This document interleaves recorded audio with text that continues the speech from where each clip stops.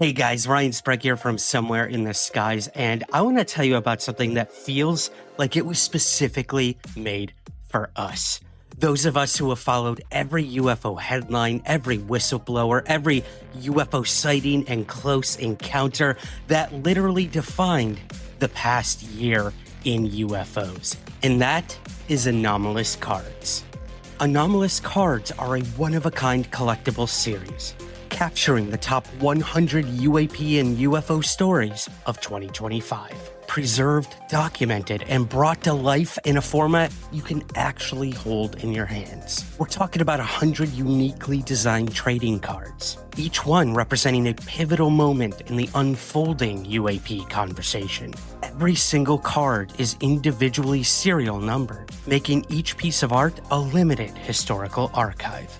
Not just a collectible, but a timestamp of disclosure in motion. And here's where it gets even more exciting. You can collect the full story your way. Grab a complete factory set and own the entire timeline of 2025. Or dive into the thrill of discovery with cello packs and boxes, each containing the chance to uncover exclusive Heroes of Truth insert cards, spotlighting the individuals pushing this mystery into the light. This isn't just memorabilia, it's a curated record of one of the most important years in UAP history. Head over to letsgetanomalous.com right now to grab your set or packs. And for Somewhere in the Skies listeners, you get an exclusive promo code right now for 15% off your order. That promo code is Somewhere15. Again, go to letsgetanomalous.com and use the promo code Somewhere15 for 15% off your order.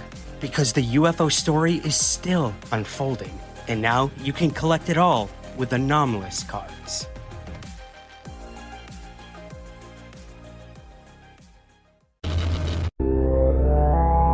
Spectre Vision Radio. While our government's official position is not to speculate on this subject, we can choose to let our minds explore other possibilities, to use our imaginations. For if we consider that astro-scientists agree on one point, that the possibility of life elsewhere is not only quite probable, some feel it is there without a doubt. Let us suppose then that these objects are real space vehicles, extraterrestrial in origin, and not an illusion of the mind.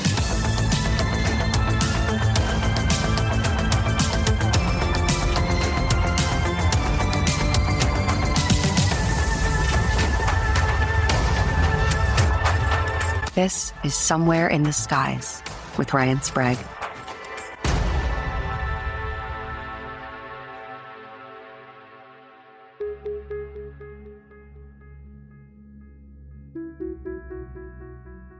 Welcome back to Somewhere in the Skies Classics. As the UFO conversation continues to dominate headlines through congressional hearings, military footage, and global government interest, I wanted to revisit an episode that reminds us that this mystery has never just been confined to the United States. Long before UFO encounters became part of the mainstream vocabulary, they were unfolding across Mexico and the American Southwest, and they involved pilots, military personnel, and witnesses whose stories still deserve far more attention today. This conversation with Ruben Uriarte remains one of my favorite deep dives into the international side of the phenomenon. From the 2004 Mexican Air Force infrared footage to the bizarre Cisco Grove encounter, the Carlos de los Santos case, and the enduring mystery of the Coyame UFO crash. These stories continue to challenge how we think about UFOs on a global scale. So for new listeners, this episode is evergreen. It's an introduction to some truly fascinating cases that you may have never even heard of. And for those returning sitsters out there, I think you'll hear these stories very differently in light of everything happening in the UFO conversation today. So again, I hope you enjoyed this rewind into our archives for Somewhere in the Skies Classic with our very special guest, Ruben Uriarte. A ver, ¿qué tenemos? Hola, señor. A ver, permítame, déjale busco. ¿Y otro? Comandante, ¿qué es eso? ¿Qué distancia más o menos lo tenías, Telles? ¿Eh? Oye, ya, A ver, abusado, son como... Ahí van más. Van más, siguen más atrás. Son 10, 11 objetos. ¿A poco? No, tengo muchos objetos. Afirmativo. Ahí van. Va, uno. Uno. Y ahí van los atrás. Siguientes. The voices you just heard came from a transmission between ground personnel and members of the Mexican Air Force. On March 5th, 2004, over the city of Carmen Campeche, an Air Force bimotor plane was on a routine flight to detect a drug smuggling airplane. During their patrol, however, members of the crew witnessed no less than 11 unidentified flying objects in close proximity. These objects were recorded on the plane's dome-mounted infrared camera system. They showed bright balls of solid light floating stationary at high altitudes. The crew claimed that these objects then began to surround the plane. Eventually, the crew made a safe landing and a report of the event was prepared. The Secretary of Defense took notice and began a full investigation studying and evaluating every element of the case. The video and accompanying transmissions were made public, leaving many to believe this was an authentic UFO event in midair. The others were more skeptical, believing it was nothing more than oil platform burn-off flares from a refinery below. No matter the case, this UFO event was one of the many unsolved mysteries that have invaded the skies over Mexico.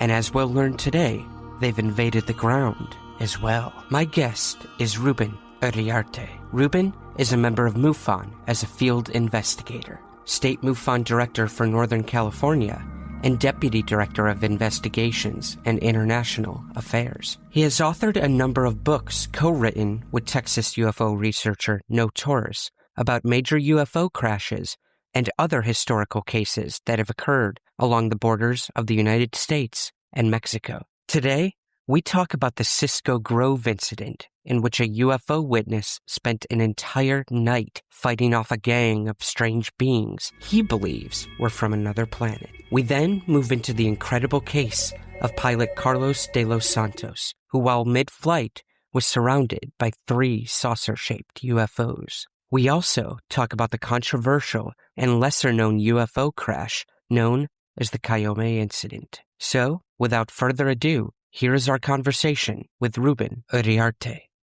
Ruben, thank you so much for joining us on Somewhere in the Skies. Oh, thank you, Grant, for the invitation. I'm glad to be here with you and your audience. Great. I've been following your work for a while now. I've seen you speak several times, and you never cease to amaze me with bringing new, fresh cases. We have our Roswells, we have our Rendleshams, but there are so many other fascinating cases with evidence out there that people don't know about. So we're definitely going to talk about some of those today. And one of those cases is it's absolutely fascinating. This is the 1964 Cisco Grove encounter, and this one, like I said, isn't talked about much, and it's a little out there, to be honest, when I first heard about it. But those are the ones I find the most fascinating. So for our listeners who may not be familiar with it, would you mind running us through this incredible case and also how you got involved researching it? Because I know you have firsthand research and investigation into this. Yes, thank you, Ryan. I just want to preface that the research that I've been doing, specifically in the Southwest and in Mexico, I've been working very closely with my good friend and colleague, Noe Torres, who we have co-authored a number of books together, and on the whole subject of the U.S. and Mexico border incidents, which has opened up a lot more for us in terms of networking with a number of the Mexican investigators and with a number of other people as well. And it's been ongoing. Of course, I've been with MUFON, Mutual UFO Network, for approximately 25 years now. 26, actually. Congratulations. Oh, well, that's my age. But, I serve as an international coordinator as well as state director for Northern California. And throughout this whole period of time, I've been working with a number of very, very professional people that are in MUFON and also outside of MUFON. So there's a number of dedicated people that are like me, and like yourself. We're trying to find out what the truth is and also look at those cases. So specifically, both Noe and I have been concentrating on these historical cases that are not heard of, as you had mentioned. And if we don't really share that, the audience or the UFO community, as well as the general community, will not know about these significant cases. Right. So we tend to concentrate on those, and it's amazing, Ryan. There are a number of so many interesting cases that go back in the late 40s, early 50s, and 60s and on that I think we should not forget about them, and also the pioneers that we've had, the former investigators that are out there that worked on these cases that are no longer here, but they've left their significant contribution for us as well as the future generations to keep researching and have that material available. But going back to the this one encounter, we call it Aliens in a Forest, the Cisco Grove UFO encounter, which we wrote a book about it. Mhm. It's an interesting story, Brian, by a gentleman by the name of Don Schrum, and his experience happened back in 1964 in September, in an area known as Cisco Grove, which is about 80 miles northeast of Sacramento, going toward Nevada. And it's an area near what we call near the Tahoe National Forest. And he was approximately 26 years old at the time. And he was also a bow and arrow hunter. So he hunted for deer, and through that part of the season, you're only you're only allowed to bring a bow and arrow and not any firearms until later for the hunting season. So he and his buddies had decided to spend a weekend to do some hunting, and there was two other gentlemen that had joined him. And when they arrived at their campsite, he decided they would just take an early evening hunt. So he started to follow a trail, which got all of a sudden it just got real dark. And probably that was an issue that he should have, he had to reconsider. He should have waited. But what happened was that it got dark, and he knew he could get back to the campsite. So he decided to climb up a tree, mainly to protect himself from predators like mountain lions and bears and that. And he was a well-seasoned hunter, so he knew a lot about hunting and being a woodsman, an outdoor woodsman as well. So he climbed up a tree, and later that evening, he got down and he started some little campfires. And lo and behold, he saw a light out there in the distance, and this light came closer to him, and he thought it was a helicopter. Well, then he was concerned because he said, "Wait a minute, there's no sound." And then all of a sudden, this light appeared to him, and he realized that this was not a light. He could see a silhouette of a large cylinder-shaped object flying right above him. And that frightened the heck out of him, and he immediately climbed back up on the tree and hid. And then all of a sudden, a small scout ship, a smaller ship, was ejected from the larger ship, like what we can refer to it as a mothership. Mhm. And the small object landed, and he's there in his tree, and then all of a sudden he sees these humanoid-shaped creatures coming toward him, and then when he looked at them, the thing that was really unusual, Ryan, was that they looked like they were wearing spacesuits. The way Right. that's the goggles, and they had these large eyes, and from what he remembered. And later, it was followed by another creature, or more of a robot, and it started to also approach up to the tree. So they were interested in him, and they were trying to get him down from the tree, and he fought with them all night. That was the struggle. So this incident was investigated way back by a gentleman named Paul Cerny. He was with NICAP, a National Investigation Center for Anomalous Phenomena, Mhm. and it was the largest um, organization at that time. And Paul was the lead investigator, and he later received the case on this, because this gentleman finally had filed a report. So Paul went to interviewed him. This is back in '65, and he put together a very detailed report, a transcript, and an audio of his investigation. So the way I got involved in it was years later. Paul had passed away, and I acquired a number of his cases. When he was with NICAP. Uh, I forgot to mention that Paul was also with MUFON. Okay, so that's how you two got connected. Yeah, Okay. that's how. So he, so I found the case, and later I read it, and I thought, oh my God! I said, who would have ever thought? What would I do if I'm hiking and I get lost or hunting, and what would I do? And if I had an encounter with extraterrestrials?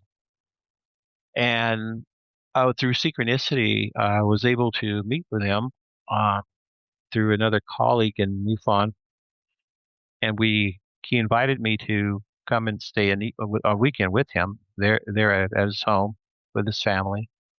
And I got it was a great opportunity to re-interview him, basically go over the notes that I had and materials uh, that I had acquired that were almost approximately 50 years. Wow. And I tell you that he relived the experience with me, and it was as if he was there, and it was still fresh in his mind because he was traumatized by this experience. Oh, I can imagine. Yeah. Yeah, and so what was really fortunate was that his son uh, videotaped the entire interview that I did with him, and we were able to compile both video and audio tapes of the questions and his responses Hmm. to each of the questions. And I believe we will have a chance to share that with the audience. But also, one of the wishes of both he and his wife was that they wanted his story to be put into a book as told by them, because there were a lot of variations of stories that were being misconstrued or whatever. Yeah. And so we were very fortunate to have been able to, both Noe and I, to put their story into a book. And unfortunately, both he and his wife have now passed away. Um, and he's survived by his son and two other daughters. But at least I feel good that we have complied, with with their dreams, their wishes, because we were able to put it into a book form, and also we could share the story now with the audience. So yeah, it is a very significant event here that happened in Northern California. And also later, if we get a chance, I'd like to share with you another similar story of three young men. Actually, they were Boy Scouts Hmm. in Mexico along the border that also had a similar experience where they had an encounter with extraterrestrials, where they had to seek refuge in a tree, and then later uh, there was a number of these beings came right up to them, and so it's a whole other story which I hopefully will Wow. get to share. Yeah, let's what we'll do now, Ruben, is I'd like to share some of that audio from your personal interview. So we'll go ahead and play one of those right now. And I heard some thrashing through the brush, and probably 5-10 minutes, these two humanoids come out of the brush, and they kind of broke some of the brush off and was looking at it. And then they came straight underneath the tree and looked up at me. And I knew right then I was fingered. They found you. Yeah, they found me. Can you describe them for us? That was basically what they Yeah, they looked like 4 or 5 feet. Of course, I'm looking down at them, so they'd be shorter than they probably are. And they had a silvery, like a one-piece suit on, and it seemed like it had the joints, puffy joints, on the shoulders and the elbows and the legs. I didn't see that clear. Were you able to see their faces? No, it was just a kind of a dark shadow. I could see the two like eyes that looked like welding goggles to me. They're the same as welding goggles. They're about 2 inches in diameter. It reminded me, just like I said, like a welding goggles. And then the rest of the face was kind of a blur. I couldn't see looking down at them. Then I saw two flashing red orange eyes just picking its way down the ridge, just between the rocks and around them and everything, and come down and was on this big boulder, this big flat rock. And then he kind of looked up at me and he moved his hand through the fires, cinders, and kind of scattered them. Then he come down up on the rock. He was about 7 feet from me. And then he touched his mouth, and kind of a steam vapor come out of his mouth, and it lit up his face so I could see some detail. And then I blacked out when that steam hit me, kind of took the air from me. And I'd gasp for air and then black out. And I fell over my bow. And that's the only thing that kept me in the tree. And then, so I figured they were out to get me then. The eyes of this other creature, like the robot, what did that look like to you? And it had kind of like fire. It's kind of a orangish, reddish orange, or yellowish orange. It kind of flickered like fire. And they're about the same diameter as, about 2 inches in diameter as the humanoids. Did you hear any noise between them, any communication? Was there any? I heard kind of a cooing, or almost like an owl, but it could have been an owl, that up there, but it just kind of fit in with them. I had a 60-pound bow, which is a very high velocity. Seeing how the robot's the only thing that was causing me harm, I shot the chest area, and it has the velocity of a rifle at that distance, because I'm only about 7-8 feet from him. And when I hit the chest, the sparks would fly like an arc welder kind of. And then that robot backed up and almost knocked him down. He kind of fell back against a rock, and the two at the bottom took off and headed for the brush and stood out there about 30 feet from me. And then I shot 2 more arrows, and about the same time sequence. These 2 humanoids would, every time I'd shoot, they'd go back up into the brush, just almost out of sight from me. Then I run out of arrows, so I only had 3 left. And I thought, well, that's when pomade hair is just, the cap I had on was just soaked with oil. This is for your hair? Yeah, from my hair, yeah, pomade. And I always carried all kinds of books of matches with me when I hunted. And so I lit that cap, and it just blazed up, and I dropped it down the base of the tree. And just in that instant, they moved back about 12, 15 feet, and I glanced over at the ship that was over the canyon, kind of almost level with me, and it was almost out of sight. It was just like a star. It moved that fast, just in that second. So then I got the idea that they're scared of fire. So I burned everything but my T-shirt and my jeans, and come to find out later on that it was 32 degrees out, and I was shaking and kind of overexposed for the weather. Oh, when I after my hat, I threw my canteen down, and they'd picked it up and looked at it and threw it back down. And at one time I had a bunch of change, and I threw it down, and they all kind of gathered around it. Somebody told me on the coins that it gets dates, it gets pictures, so maybe that was the reason they got most of the coins. So you didn't find any? No. What about the robot creature? What did this? Well, after I started burning stuff and throwing it down, and I even tied some of my shirt that I ripped up to a compass so I could try to hit some brush, because there wasn't nothing right underneath the tree. And then I caught a little pile of brush on fire. I figured that would bring the cavalry that when I run out of stuff to burn, I headed for the top of the tree, and then it was pretty sparse tree. I could see down to the ground. And I broke off the top and threw it down. And anytime I'd throw down or shake the tree, these humanoids would back up. When I was up in the top of that tree, I thought about just jumping off and jumping down the canyon and just killing myself. But the only thing that kept me going is I had the little girl, my wife, that kept me fighting.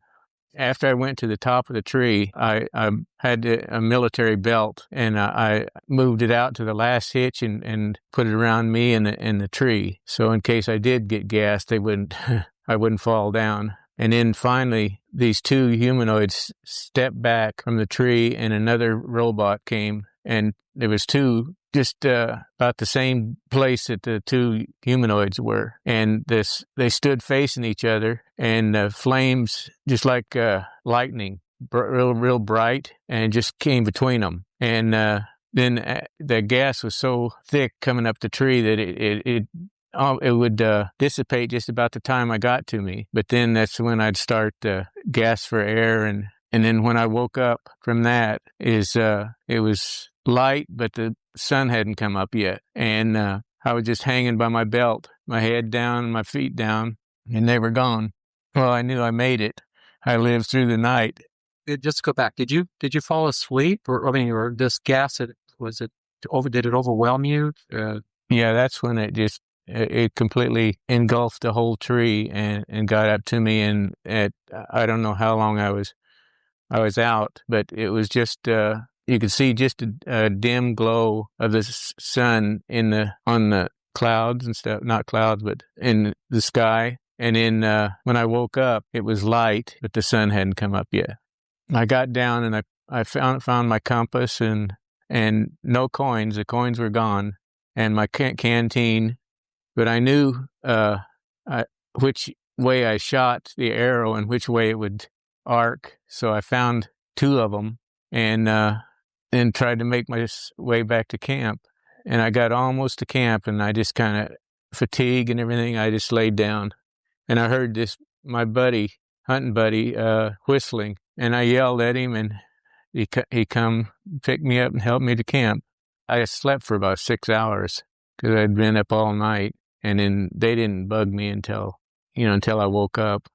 Then I told them more of the story. What was their reaction? Well, they believed me because they saw the condition I was in. Hey guys, Ryan Sprague here from Somewhere in the Skies. The podcast has always been and always will be completely free for you to listen to. But creating it every week takes a lot of time, research, and resources. And to be honest, it's just never been free for me to create. That's why we built a few simple ways for you to help support the show and keep it going strong. You can join us over on Patreon or through Apple Premium. Both offer the same awesome perks. Ad-free episodes, early access to new content, exclusive bonus shows, and even priority to ask our guests your listener questions. It's a quick and easy way to support what we do for just a few bucks a month. And right now, you can even try Patreon for free for a week to see if it's right for you. To learn more and to join, head over to patreon.com/somewhereskies. That's patreon.com/somewhereskies. Or hit that subscribe button right at the top of your Apple podcast feed. Thank you so much for listening, for supporting, and as always, keep looking up.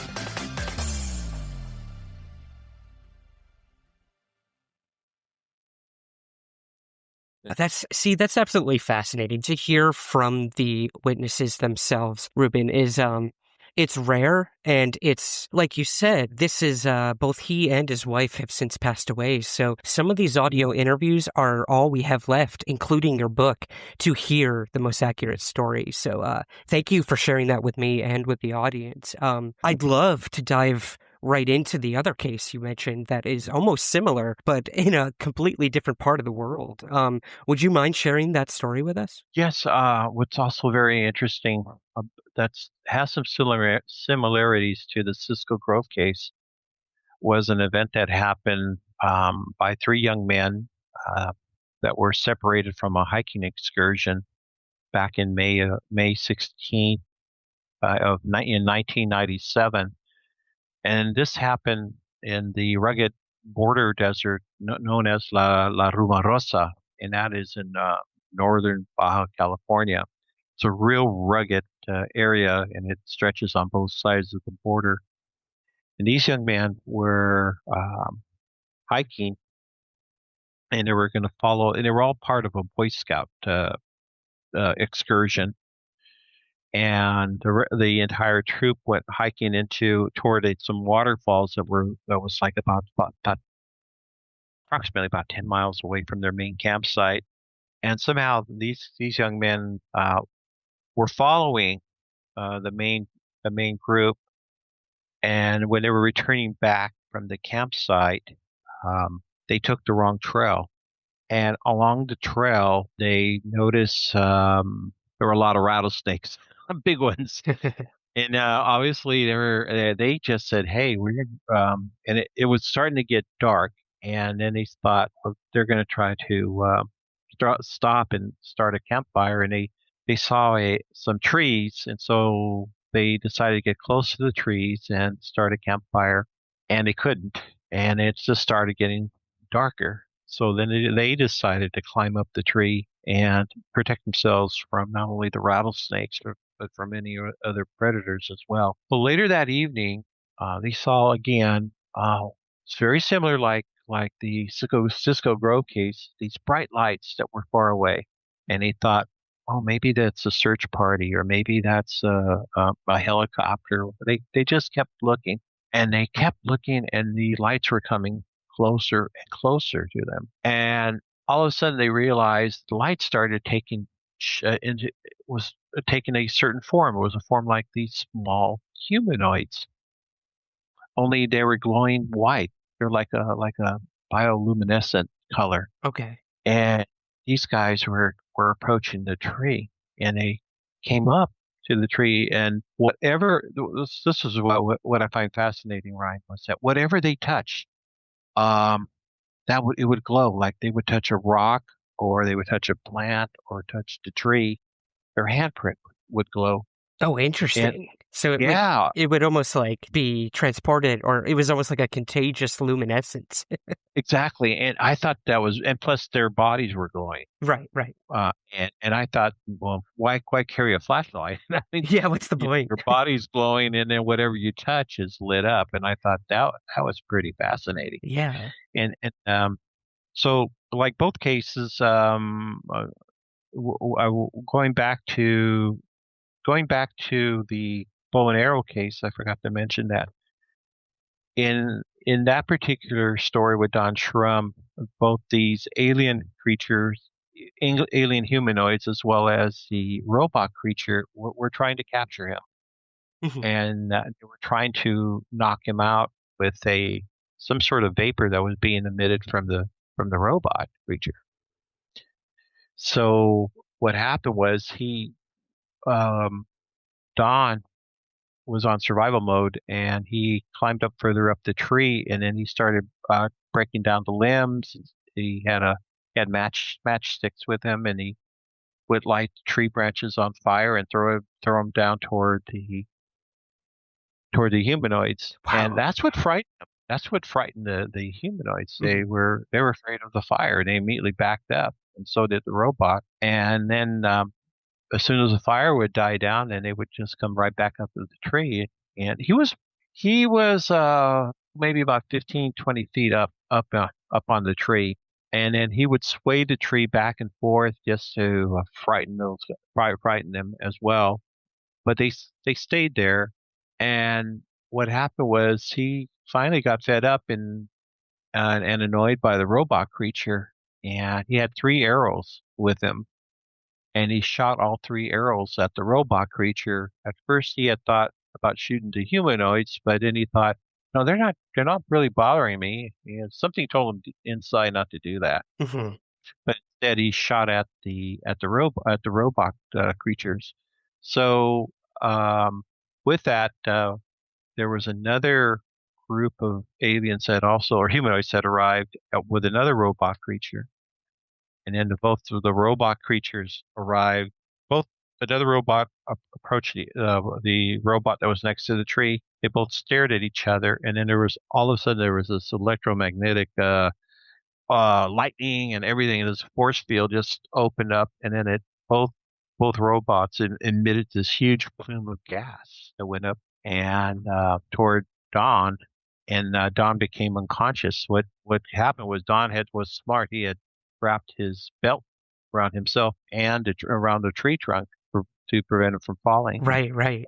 Yeah. So when he woke up the next morning, they were gone, and yet he was there dangling in the tree. So he was able to get down from the tree.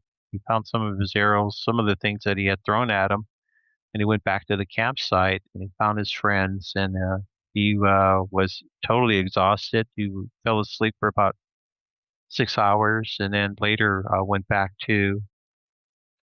home to share the experience with his family. And there's a lot more to it, where the Air Force got involved. Hmm. Now I'm going to jump back to the Mexican case, where these three young men were up on the tree, and when these beings, they were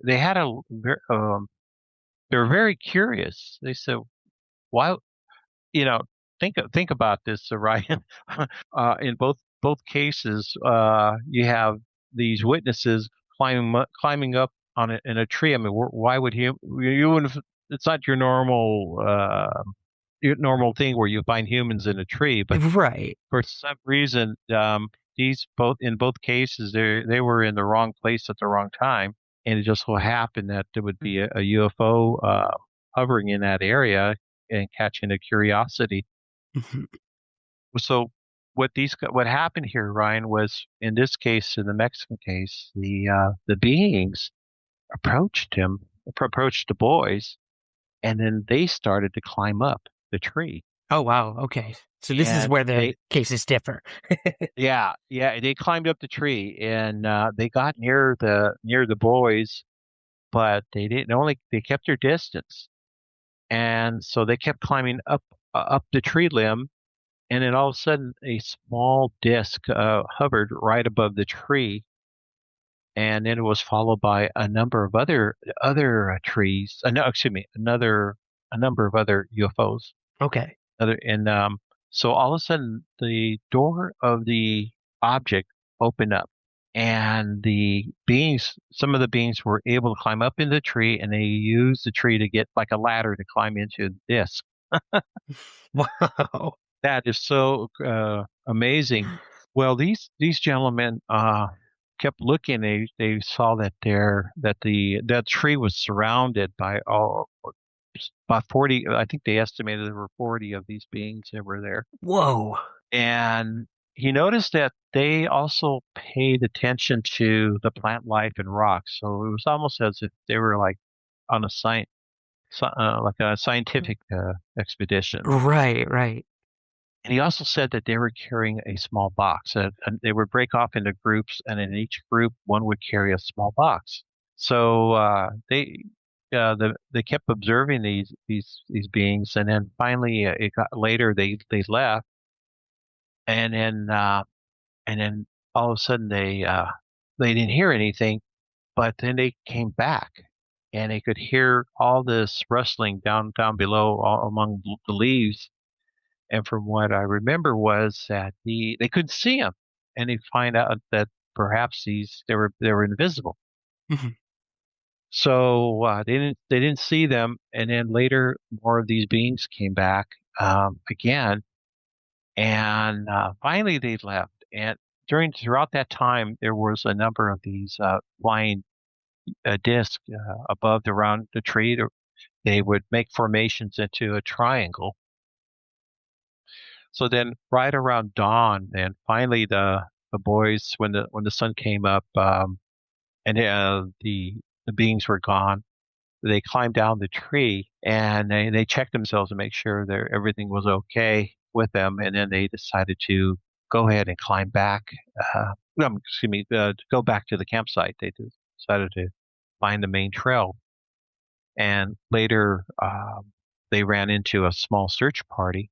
and so they were able to be directed back to the main campsite. What happened in this case, Ryan, was that this particular case was publicized throughout the national media in Mexico. Mhm. So, it caught the interest of a number of people, the local media as well, and later Mr. Jaime Malsan, who is a well-known journalist and has been involved in UFO investigations in Mexico, he went to visit these boys 2 years later, and he went back to the campsite, Mhm. long expedition, and sure enough, they did observe these two beings way out there. They did observe two of them through binoculars, and that area is just very, very has a lot of anomalous activity as well as other areas along the border. Mhm. Um, Wow. Now so you're saying when Jaime went with the boys, they actually had a sort of far off encounter. They actually saw beings. yes, in fact, Wow. uh, and recently I was invited to go to a small event that they were having, a campsite, to meet with the young boys. Well, now they're this is almost 20 years later. Right. They're now young men, older men, and there was a reunion with them as well as with the number of local people and the participants in this excursion that they had to meet with them. Mhm. So I was invited to go, and they had a small UFO conference in that area, which I, I I might be attending one later on in the year. But the chance to interact with them as well as tie, tying into similarities between these both cases is quite interesting. Absolutely. And I mean, having met Donald and then having met these, at this point, these young men, what do you make of the Boy Scouts? I want to ask you that, Ruben. When they told you this story, when you met them face to face, did you believe the story? Did it seem like Well, they stuck to it? yeah, just wanted to clarify. I didn't get a chance to meet with them. However, I spoke with the main young man who wrote a book, Raul Fabricio. I see. Uh, Okay. he wrote the book, and I had contacted him to get permission to tie in to research more his story, and as well as putting together a presentation that I did last year.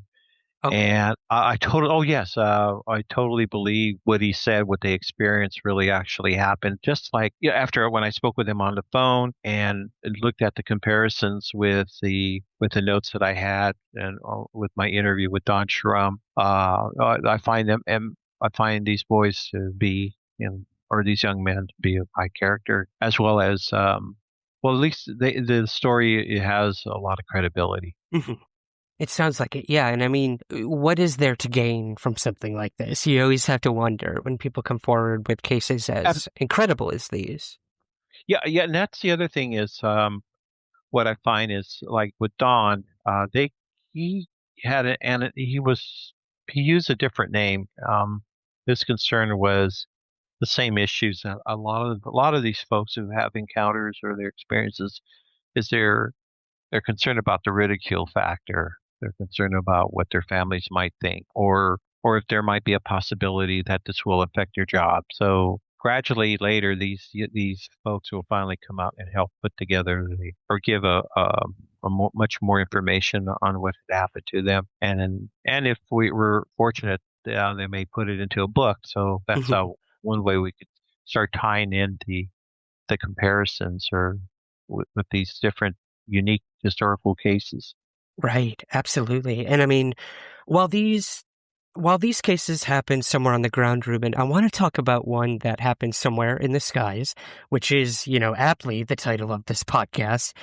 This case gave me chills. Nothing is more credible and more chilling than having a UFO encounter in the air, from pilots. Now, could you please run us through the Santos case? Because this one is by far one of the most incredible cases I've heard. And talk about a close encounter. Oh yeah, this case here really has one of the most significant cases that I've come across. Thanks through a number of colleagues that have investigated this case previously. One of the reasons why I was so fascinated with this case is that I need to go back in and share with you about another case prior.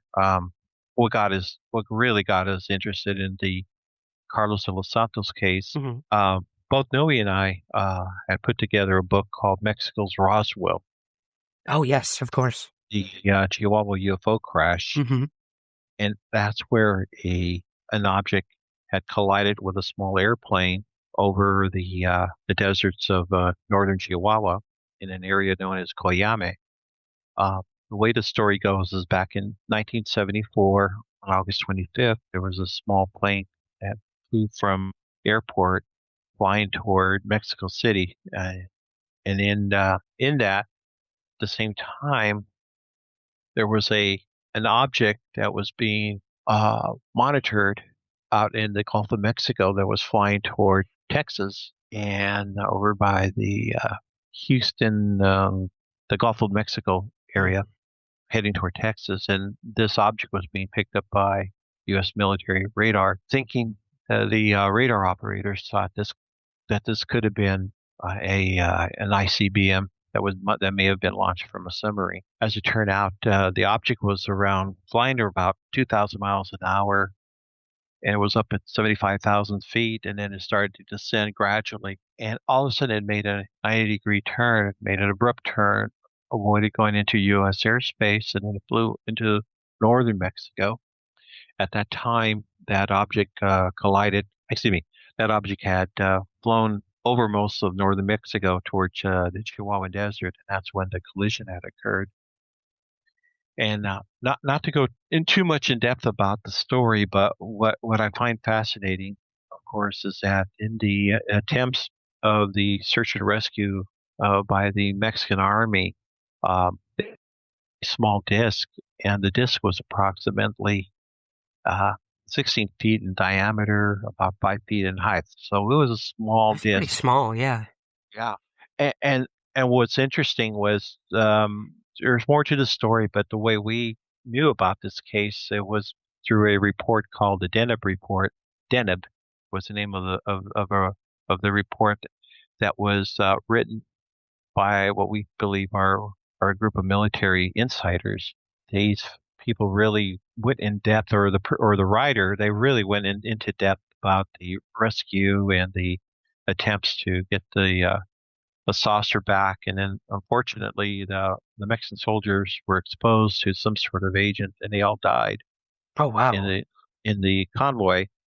So what was interesting was that all this is being monitored, and there was a large army base across the border in El Paso from Fort Bliss, and they immediately launched a team, and these guys went toward the wreckage and also the convoy where they found all the soldiers that were dead. The difference is that the U.S. rescue team, they all wore protective clothing, protective equipment, and they immediately went toward the disc, and they were able to get it attached to one of those to a large helicopter, and it was flown back to the border, across to the U.S. with a number of other helicopters that were escorting the larger helicopter back to the while the with the UFO dangling. Yeah. So yeah, there's a lot. That's a whole other interview there, but the reason one of the fascinating things about this case, it happened in August 25th of 1974. Well, it just so happens that 8 months later, approximately in May 3rd is the exact date, in 1975, there was a pilot that reported that he was flying and he had an accident. One of the UFOs had hit the underbelly of the fuselage. Then he started to when he was flying, he this is what he had shared with me, because I met with him in person as well. He was 23 years old at the time, and when he was flying toward the West Coast out of Mexico City, flying some businessmen and they were flying toward in Guerrero. And when he arrived the next day, he was gonna return back. He was it's a small little town called Cehuantanejo. It's in the state of Guerrero. It's on the Pacific side of Mexico, and he was flying a Piper Aztec, which is a small Cessna, well, almost the size of a small Cessna. Okay. And so when he was flying back, he was flying at an altitude of about 10,000 feet. And all of a sudden, he had this feeling that he was being watched. And he looked over to his left side of his wing, and all of a sudden he saw this dark gray disc hovering right above his wing. And then he immediately turned to his right, and then he saw another disc right above his wing on the right side. And then all of a sudden, a disc came right toward him, and he thought he was going to have a collision with it, and then all of a sudden it just went bang! It went below, and it stuck underneath the fuselage. So he had three of these planes that were surrounding him, and he was terrorized. He was just horrified. And then all of a sudden he noticed that he had no control of the flight instruments. Oh no, this is like my personal nightmare, Ruben. Oh God, he's flying. Are you a pilot? No, but you know, I'm gonna be moving to Los Angeles soon, as I told you, and I do plan on doing some civilian flying with a mutual friend of ours, Greg Bishop, the UFO researcher. But this is I have horrible nightmares about this. You know, the instruments failing, and I can't even imagine adding a UFO event to that. Oh God, and again, he basically, or Carlos describes the disc to be approximately about 14 feet in diameter. Okay. Again, these were small discs, and so what was really problematic was all of a sudden these objects started to lift his airplane into a higher altitude. And so he was flying approximately at 10,000 feet, and then all of a sudden he's up at 15,000 feet. Oh, wow.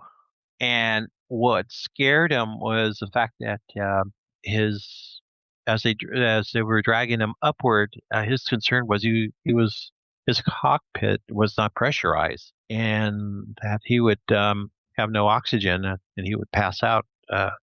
That was his main concern. Mm-hmm. Well, then throughout this time, he was calling the air traffic controllers in Mexico City, transmitting, "Mayday, mayday, mayday. I have 3 UFOs completely surrounding me. I have no control of my flight instruments. Do you hear me?" And fortunately, his entire experience was recorded by the Mexico City air traffic control. And so I believe you may have a small segment of that to share with the audience when you're ready. Yes, absolutely. You know what? Let's go ahead and do that right now. So this is the actual transmission between Santos and the Mexico City International Airport Control Tower, guys. So let's take a listen right now.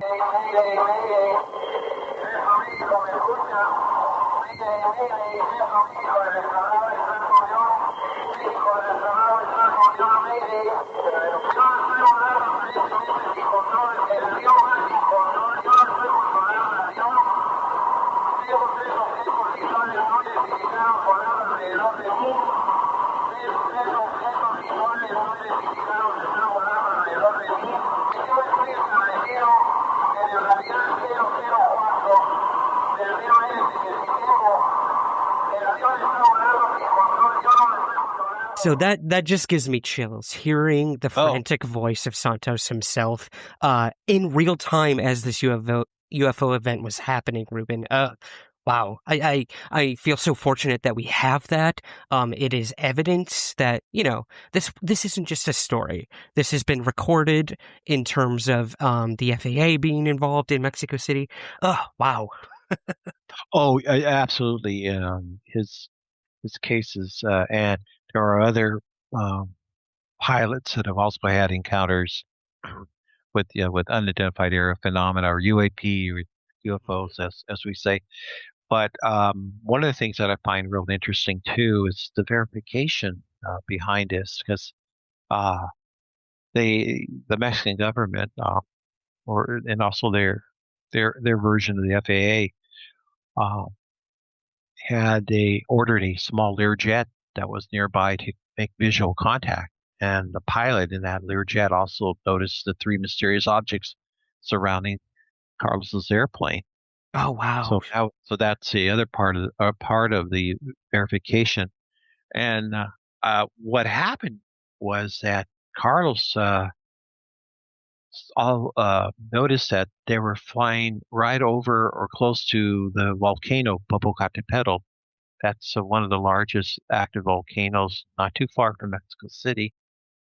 And he all of a sudden these objects, one on his left side just flew toward the direction of the volcano, and so did the other object that was on the other side of the wing. And finally, the one that was underneath his fuselage left the airplane and it went toward that same direction. So he had to land back back at the Mexico City airport. And when he tried to land, but he noticed that his flight wheels wasn't able to operate. In other words, the wheels were stuck. So he manually had to crank the wheels down, and it might have been because of the dent that UFO had caused under the fuselage. So he finally he landed, and upon his arrival, he was seen. They gave him a medical exam to make sure that he wasn't hallucinating or wasn't on drugs or anything like that, or he wasn't drinking any alcohol, and it came out. They didn't find anything out of the ordinary with him. Well, he had there was a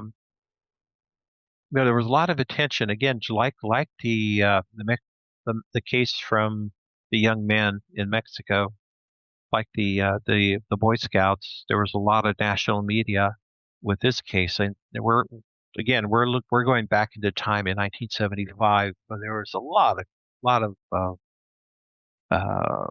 interest by the newspapers and that. So it was big news. And finally, several weeks later, and this gets really interesting, Ryan.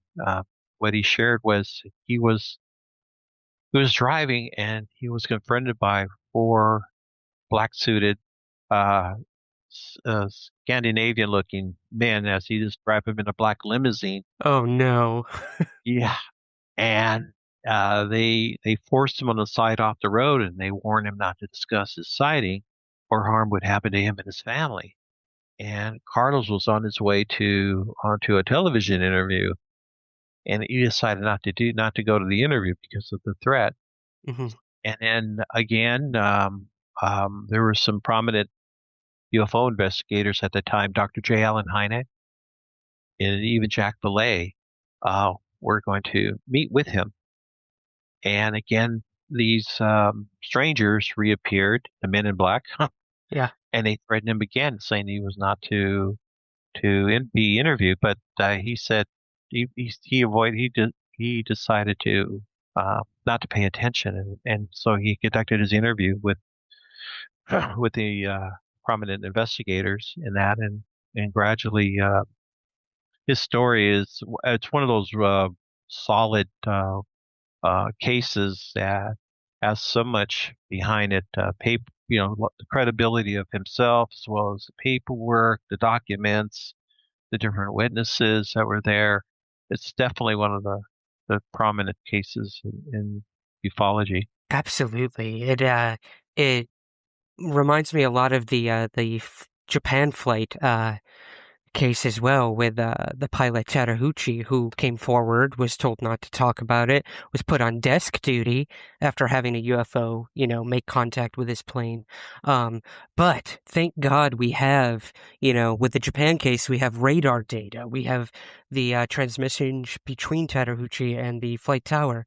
We have the same with the Santos case. So absolutely astounding. That one that one will remain, I think, one of the best cases in UFO history, that of Oh, Santos. I definitely, totally agree. And then, of course, the correlation with the cases that we've been researching, the 1974 UFO case, the crash between the UFO Yes. and the small airplane. And believe it or not, we have a number of witnesses that we have now coming forward and are sharing their unique stories with us. They were there at the time, more than when they see this bright flashing light, and we have testimony from a gentleman who actually saw some ETs in that desert area right around the same time frame when the collision or had occurred. What we've done, Ryan, was we put together a book called UFOs over Mexico: Hmm. Encounters with Identified Aerial Phenomena. We were very fortunate to network very closely with two colleagues from Mexico, Mr. Carlos Guzman and Alfonso Salazar. They have also written a number of books about ufology in Mexico, and they put together a book on aviation cases. And we felt that it was so important that these cases be shared and written and translated. So we working with and collaborated, and we translated their book into English, as well as we've also have included some of our cases in the book, and it gives you a historical perspective of all the encounters, primarily in Mexico and Latin America. But it also gives you a picture of what is happening all over the world too, of UFO encounters by pilots, and it's just so this just kind of gives you an idea. Again, and these are cases that are not known in the general ufology community. And so we were very fortunate to be able to compile them and have them available. So if anyone who's interested, they can always go to our website, which is roswellbooks.com, and look at different books that we've written. Oh, thank you for And mentioning the website. I know it's a treasure trove of cases, like you said, that just are not known here in America. Now, whether that's the language barrier, I can't attest to. I myself took 7 years of Spanish classes. I should be able to understand some of these. But like you said, it was also translated into English, which is amazing. And then one of the other things, Ruben, that fascinates me is how open the Mexican government is to this phenomenon and about what they've investigated. You have to wonder why we're so Clandestine here in the United States when it comes to that. yes, it's a kind of a mixed bag, Ryan. Working with our colleagues in Mexico, uh, Mr. Alfonso Salazar and a group of other people, they're also trying to work on a disclosure of cases from the Mexican government, and there are already, as you know, a number of governments or in different countries that have already are slowly sharing their files of UFO encounters. But Mexico hasn't officially as of yet, and so these guys are trying to attempt it.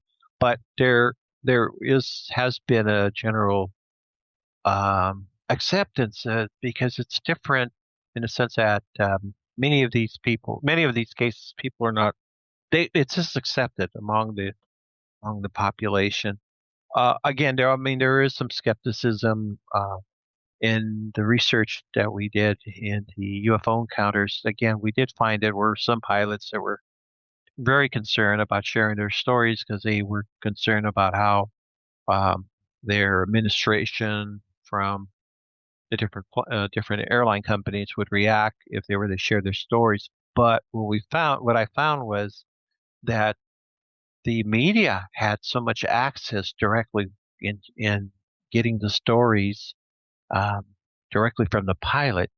Unlike here in the United States, where you usually have a PR person, that will or a spokesperson that you have to go through. In Mexico, it was the newspaper reporters that were able to compile the stories, and that's what we found very, very interesting is that we we had the testimonies and the experience already written up by the newspaper reporters. Mm. And so that was a big, big, major aid in helping us compile, at least originally with when both Carlos and Alfonso had put together this book. And then when we start translating it, I thought, gee, that is something that, with how the media treats the subject in a more uh, much more credible than what our media is dealing with here in the United States. Although I think it's changing somewhat over a period of time. You don't get the hoopla and the Mhm. ridicule factor like you used to do. At least from what I've observed. I'd have to agree. I think things are definitely changing. The the overall mindset of the possibility of extraterrestrial life is definitely changed and become more prevalent.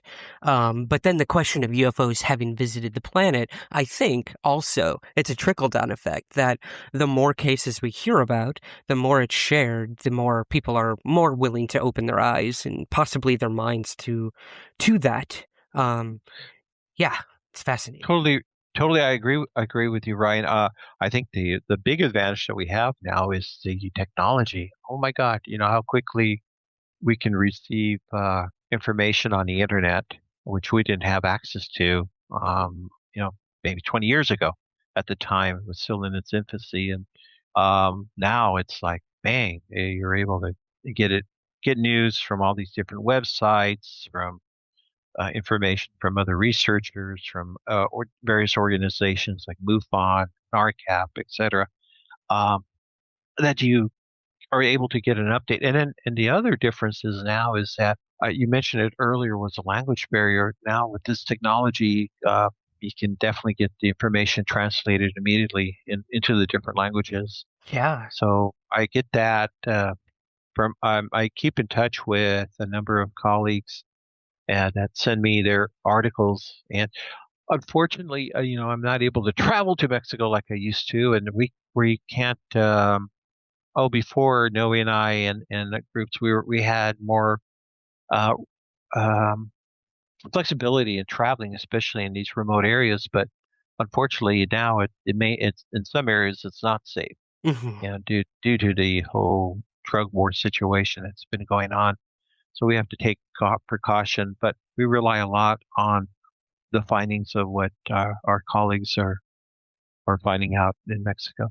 Yeah, and the work continues, which I think is Yes. amazing. Now, I want to move, Ruben, to a few listener questions. When people knew that I was going to be speaking to you, they definitely wanted to chime in. So if you don't mind, I'm going to throw some curveballs your way.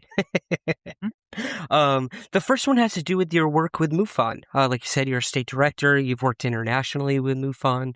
Um, and there are some individuals who in recent years feel that the organization has kind of moved away from its primary objective, advancing the scientific investigation of UFOs. How do you respond to that criticism? What do you think the organization can do to be more responsive to its membership and, overall the UFO community? Well, I think we have to go back to our mission statement, which is the scientific study of UFOs for the benefit of humanity through investigations, research, and education.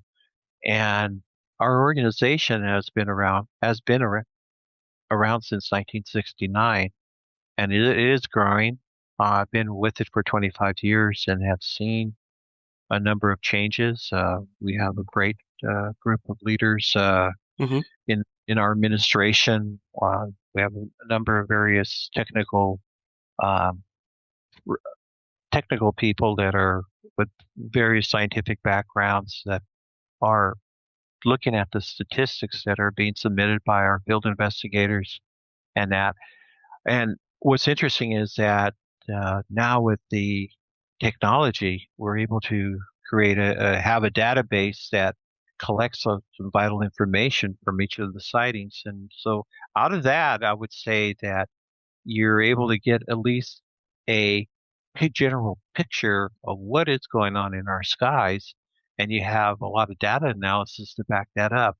Now, as far as where we're going and that, I'm very sure, and I know that we're always open to even constructive criticism of how to improve our organization. We have a diverse membership. We meet either through conference calls, and then we meet also once a year where we go over, what works, what doesn't work, for each state, because we have a lot of growing problems in terms of we share problems. In other words, how to make our organization better. Yeah. I would say, Ryan, too, it's something that has been consistent over the years is that we definitely need new membership. We need young blood. We need younger people. That has always been, even when I was young, I kept hearing that we need more young people to get involved in this because obviously that work it's important. And as well as getting, we're a volunteer organization. Um, we don't get paid for it except our CEO and his staff they work 24/7. So obviously we work very hard to make sure that they're taken care of because we do need someone to man the helm. Yeah. But with that though, you have a number of support staff, remarkable people that have been dedicating their time into writing up the articles and putting it together in our website, in our newsletter as well. Roger Marsh has done an excellent job, and God, I could go on with a number of other names, but I think that as far as any sort of criticism, I would just say we just need to look at it constructively and see if we can implement some of the changes so we can make better changes. Yeah, absolutely. I mean, any organization goes through things like this. So I think that's one thing to keep in mind is that you grow, you learn, and you move on. And like you said, getting the younger people involved, I think, is particularly a good mission. And I think that's the way MUFON is heading. I mean, the website is gorgeous. It's very sleek. It's for that new generation to be like, oh, this is pretty cool. I want to check this out. And digitizing the case reports is another huge one as well, Oh God, I have to share with you. I have a storage bin, and I have all these old records and that were given to me that I have also compiled, and now I have my own records. So we used to send many of these records to our national headquarters. That's the way it was done back then, was all through hard copies and Yep. these huge files. And now, thank God, we have it digitalized. But I have to say, though, that back then, Ryan, a number of these organizations, the way they communicated to their membership was through newsletters. And God, I was going through some of the old NICAP, CUFOs, and some of the other organizations that have also been involved, looking at some fantastic information that is there. I'm sure that these files have also been digitalized, and probably available to most people that are interested. But if we don't have that, then we lose that history. If someone doesn't take the time to scan them. What I also find really interesting is that a lot of these old files that I've acquired there's a lot of personal letters, notes that was written by the investigator between the witness, and then the witness has shared their stories, and that probably that a lot of those items may not be included in the overall digital report, but that's kind of gives you an insight of what was going on with those people during that time. Absolutely. And that's something that no one else will ever really have access to. So there is something to be said for these, these raw, hard data case reports. But yeah, that's fascinating. We do have another question, Ruben, about your neck of the woods in California. A lot of triangular UFO sightings in that area, stretching throughout the decades. Have you ever personally looked into triangular UFO reports or come across any very common patterns there in California in terms of the triangular formation? Yes, what's really interesting is I don't know if you remember the episode or the UFO Hunters. Oh, Do you remember absolutely. One of my Bill favorites. Burns? And Yep. that? There's an episode in there called Triangle Alley, and that's about the triangles over uh, that were occurring, the sightings that were occurring over Sonora, California. Hmm. And that area, we had a flap of triangles in that. And then we had so many reports coming in from on our Interstate Highway 5, going up all the way through Oregon, Washington, almost up to the Canadian border, and also again toward the Mexican border. There were a number of these sightings of these triangles, and they come in various shapes. They come in various sizes and that, but definitely we've had our share of these triangles. I have to say, though, statistically, the largest amount of sightings that are reported are spheres, Hmm. orbs, overall, over triangles or discs or whatever. I look at it. We receive monthly our reports from headquarters, and in there that gives a description of the craft, and there are about 23 different categories. Triangles is one of them, but statistically, when you look at what's being reported, man, it has always been these strange orbs that come in different colors or metallic or almost a plasma color, and they fly at immense speeds. They'll turn into different shapes and as they're morphing into something else, but then they go back into their original um, original form. It's amazing, and when a lot of people capture these particular objects on their videos or on their cell phones and that. Yeah. Uh, so not to take away from the triangles, because that still is something that I find fascinating.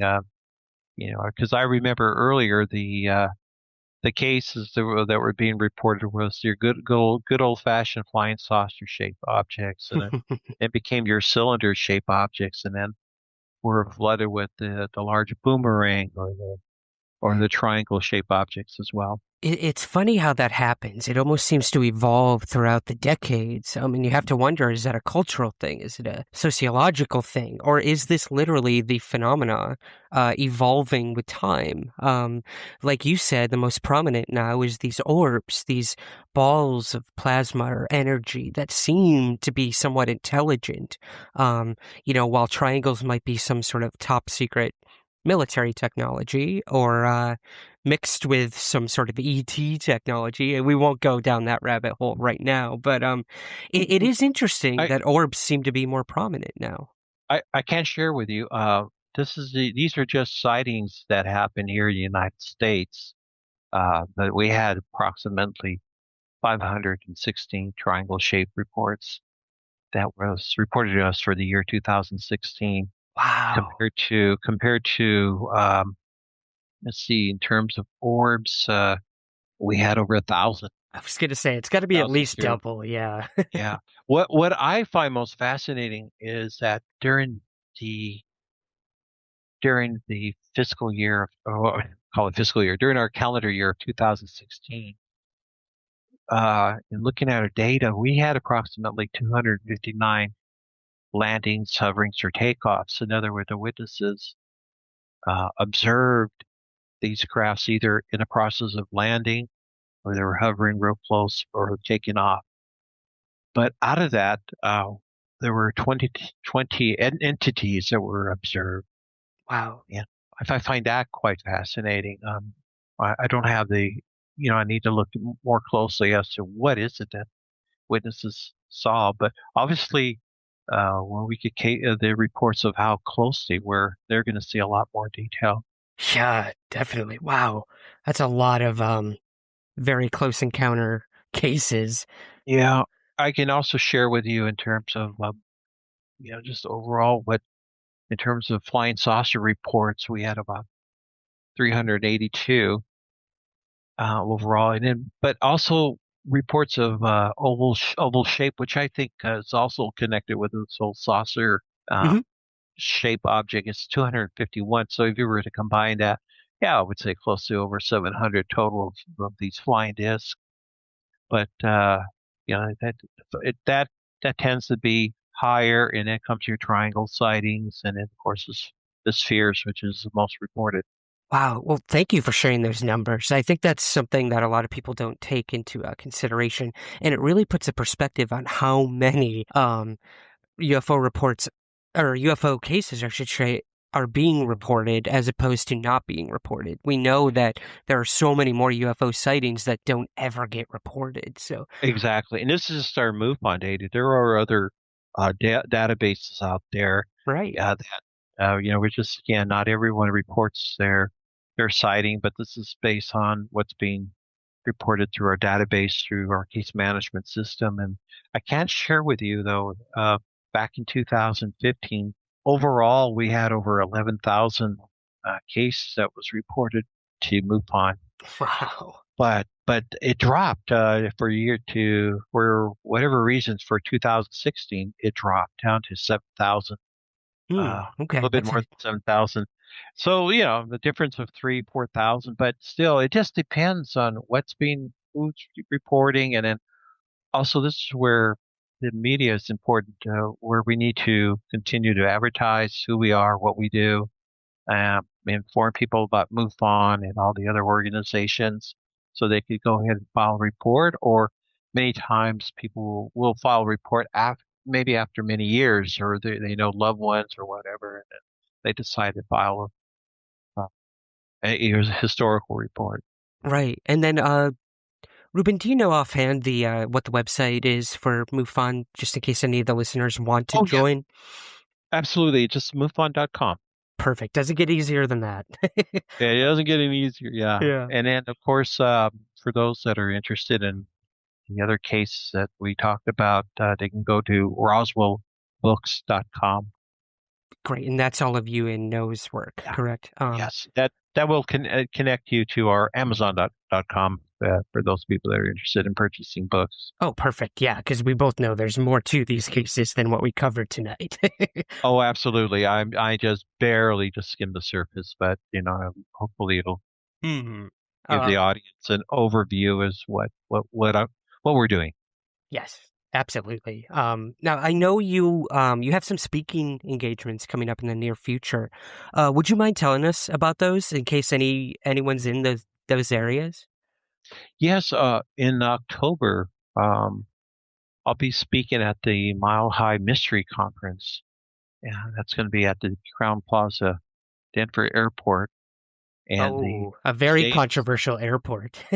Yeah, October 6th through the 8th, and it'll be interesting because we'll be talking about UFOs, Bigfoot, Don Paulides, David Paulides' work on missing 411, cattle Mhm. mutilations. There's a whole topic. They have a lot of interesting speakers, and I'll be speaking at that conference. And then in November through Paula Harris Star Works Symposium, be speaking in Laughlin, and that'll be at November 10th, 11th, and 12th at the Aquarius Casino Resort in Laughlin, Nevada. And the theme there is called Time for Truth: UFOs, Living La Vida Loca. Oh, I love it. La Vida Loca, the crazy life. Oh, that's perfect. She has a great lineup of speakers as well. So, Mhm. Oh, she's and wonderful. I'm been invited to a number of other smaller venues, but those are the two big ones for me. And then also just to remind people, if they're interested in attending our MUFON symposium, the focus is called "The Case for a Secret Space Program." They have a great lineup on July 20th through the 23rd. So you can go to MUFON.com and get all the information on the MUFON symposium. Oh, that's so great. Ruben, thank you for joining me today. This has been extremely eye-opening. It has opened up the possibility that this is not just an American phenomenon. This is in Central America, South America, and all across the world. And we've only scratched the surface tonight. So Right. again, worldwide phenomena. Exactly. You couldn't put it better myself, man. That's roswellbooks.com where we can find all your work. Yes. Perfect. And thanks to my good friend Noe Torres and I, we've been able to share a lot, and we put together a lot of interesting material for those that are very interested in what's going on. Great. I'm going to have to get Noah on to talk cowboys and aliens for sure. Oh, that's one of our favorites. Yes, absolutely. Maybe we'll get you back into. We'll do a round table. Oh, that'd be great. Yeah, anytime, Ryan. Great. You let us know. Ruben, thank you so much for joining me today. Oh, well, thank you. Thank you for the invitation. And again, also thank you very much to all your audience. That is it for our interview with Ruben Uriarte. Again, to learn more about his work, you can visit roswellbooks.com. If you have a personal story you'd like to share on the show, please email me at sprague@somewhereintheskies.com. While I may interview researchers often, it is the witness and experiencer I always want to hear from most. So please, reach out and let's start a conversation. And while we're on conversations, share the show with anyone you think might like it. These topics are more widely accepted now more than ever. The growing listenership of this show in particular continues to astound me. So embrace that weird shit in your life, and let's keep searching for answers together. The show is on Twitter @SomewhereSkies, and we have a very active Facebook group you can join called Somewhere in the Skies Podcast. And if you haven't already, please rate and review the show on iTunes. It helps more than you know. That is it for today, guys. Remember, keep your feet on the ground, but never stop searching somewhere in the skies.